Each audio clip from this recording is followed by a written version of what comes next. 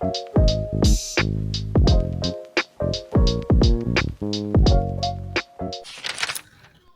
ba yan? Yung weather natin.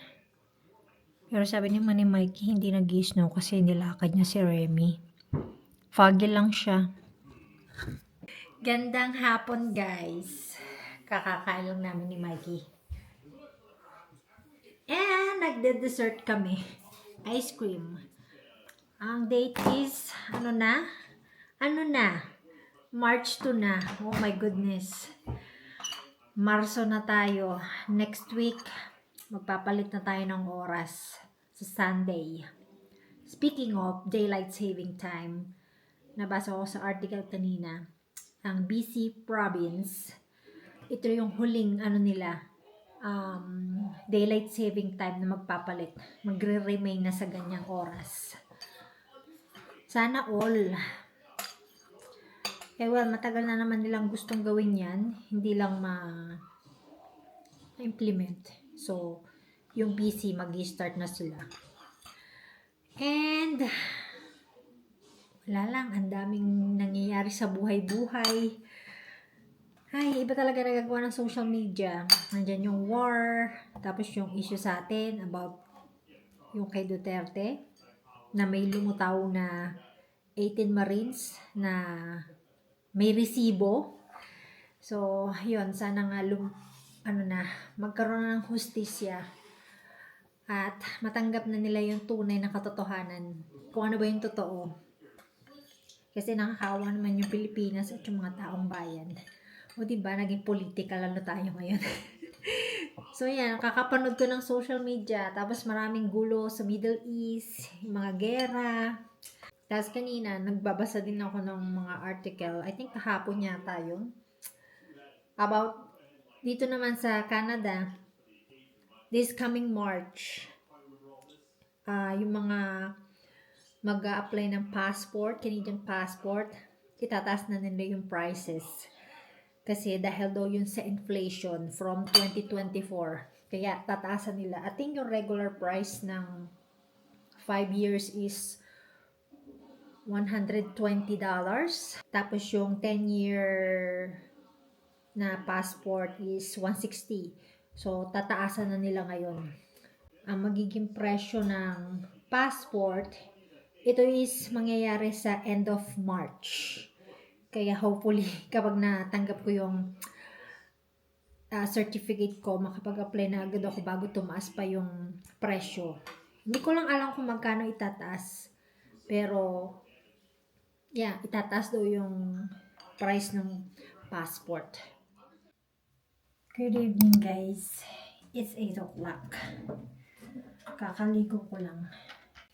Medyo late ako ngayon kasi nag-meal prep pa ako para bukas. Kasi ako na lang siya lulutuin. Nag-marinate kasi ako ng chicken. Mang inasal, si Remy nasa likod ko. Nasa gilid ko. Siya ang aking bantay. So, kumusta naman ang araw nyo? As usual, ganun pa rin yung balita. Magulo pa rin sa Middle East. And kanina, epekto na agad yung presyo ng gas. As in, nagbahal na siya. $139.99. Apektado na ang buong mundo niyan. Kasi yung pinagkukunan ng oil natin sa Saudi, yun yung tinamaan ng missile. So, apektado ang buong mundo dyan. Pati mga bilihin natin, tataas na naman siya.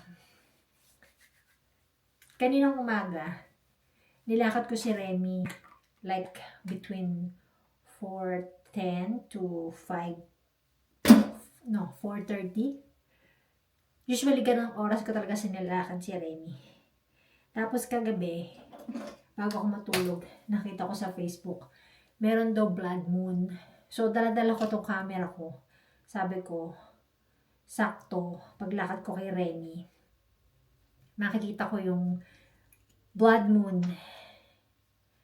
Pero, failed. Kasi, cloudy kaninang umaga. Kitang-kita mo yung ulap sa taas. Natatakloban yung moon. Hindi ko nakita yung moon.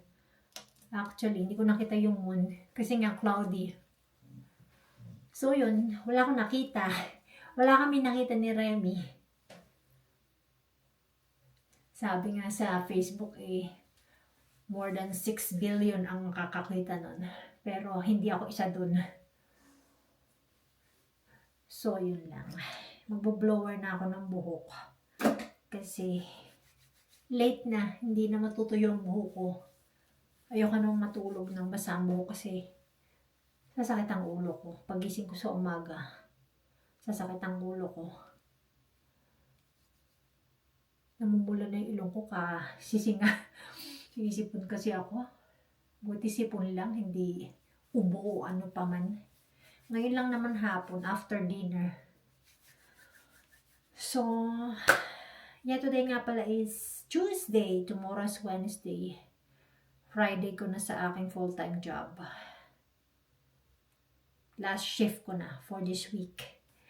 And sa Thursday, hindi ko pa alam kung papasok ako kasi wala pa akong shift.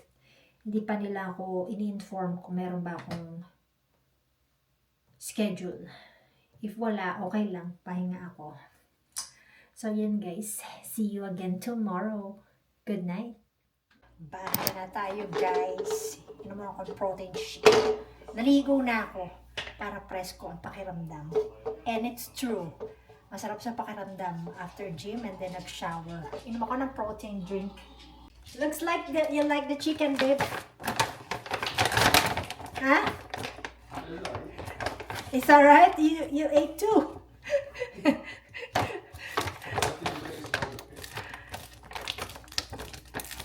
So, nagluto kagabi ng inasal na chicken. Bale, 3 Thai and chicken yun. Thai and legs. Hanggang nakain ni Mikey. Nagustuhan niya. And yung workout ko today, yun yung pinaka-workout ko na as in serious. And palagi akong Mamang Tomas. Hindi ito nawawala kapag air fry ako ng any meat. Mang Tomas. Tingnan na naman, paano hindi maubos si Mikey? Kulay pa lang. Ulam na.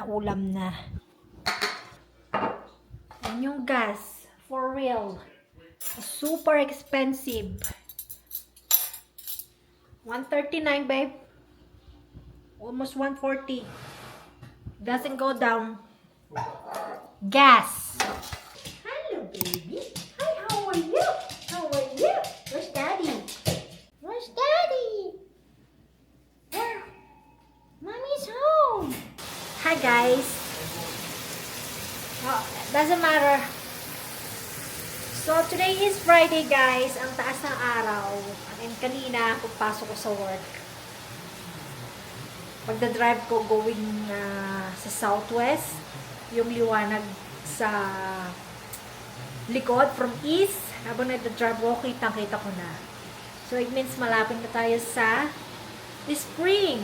Actually, sa Sunday na, mag-move forward yung ating clock. Nagluluto ako ng dinner. Steak, tsaka tortilla. Ang gusto ni Mikey. Siyempre, makikitortilla na rin tayo. So, habang nagbabrowse ako sa social media, and kanina pagdaan ko sa pagdating ko dito sa town, meron water restrictions starting Monday. Ano, nakita ko dun sa social media, merong nagbigay ng speech. Sabi niya, bago daw dumating ang March 9, gawin na lahat ang dapat gawin. Ang maglaba, maghugas ng sasakyan, kung ano-ano pa, gawin na daw lahat kasi Monday meron daw water restriction. So, sakto, naglalaba ako sa taas. So, hindi ko alam kung ano ibig sabihin nun, kasi sabi, gawin na lahat ang dapat gawin. So, malalaman natin. So, almost luto na yung steak kasi ayaw ni Mike ng overcook. Ako okay lang kasi ayoko nang medyo may sariwang dugo. Sinahan ko yung lights kasi sobrang init. Yung araw, lakas ng araw sa kusina. Kain tayo guys. Yan ang ating dinner steak. Tapos gumawa ko ng guacamole. And tortilla. Tortilla chips and salsa. Kain tayo guys. Wala tayong cook. Mataas sa sugar. Cheers!